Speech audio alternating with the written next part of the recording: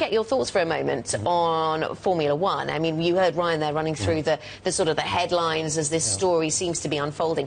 How significant would it be then if we saw this change in ownership, the Americans coming in a bigger way in Formula One? I think from a business standpoint, Formula One is rather undeveloped in North America, so that would be probably the biggest expertise that this deal would bring.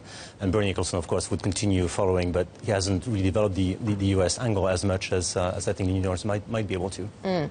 Would it pose big, significant growth opportunities then for Formula One, do you think? I think so, definitely in the North American market. TV revenue, etc., and I think a number of sites potentially where races could take place. I think that part of Formula One, I think, has been rather undeveloped over time, and that's where the biggest opportunity would be. On a different note, but sticking with the car theme, we were going to talk to you this morning about a new release from Alfa Romeo, a new launch from Alfa Romeo. Now, you say that expectations surrounding this launch are quite low. Why is that? Well, we've seen a few attempts at turning on Alfa in the past, and they've been disappointing for two reasons. The cars have always been beautiful, and they will be again this time. The technical choices made behind the cars in the past, they were basically Fiat with a bit of a veneer of Alfa-ness in a way, and the quality of the product wasn't quite up to snuff. This time, the cars, I think, will be beautiful.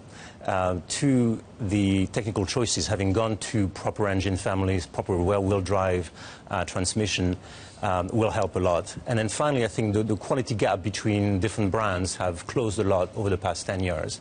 Suppliers determine to a large extent the quality of the cars, and I think the gap between the Alfa quality and the other brands' quality will be closed. That's interesting, because it's really competitive. This premium market is very competitive. BMW, Mercedes, you've got Land Rover in there as well, of course, and Alfa Romeo and others. So you've got an interesting stance, though, on what happens as the demand for premium cars slows down a little bit. You think that's actually good for some of the challenger brands? Absolutely. We think that we've seen a lot of growth in premium, gaining share. Now this growth is normalizing a little bit.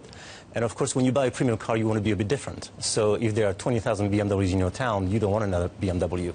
So you look for difference. And I think that's why we think the challengers, whether it's Alfa Romeo, Jaguar, those brands are set for a comeback. So does that mean there has to be a limit then on the ambitions of any of these premium car sellers? Well, there's a cap, and if you want to preserve that exclusiveness, all consumers will inevitably look for some difference, and that's the opportunity for some of those re-emerging brands. They have history. They almost went bankrupt in the past 10 years or so, and now they're back in force because consumers want the difference. What about the premium electric side of things, the Teslas of this world? You could argue in many ways, the electric powertrain Tesla is a form of luxury as well. You make your difference. People who buy the Tesla don't need the $10,000 subsidies that they get in California, for example. You make a difference, and you establish that you are a forward-thinking customer by buying those cars.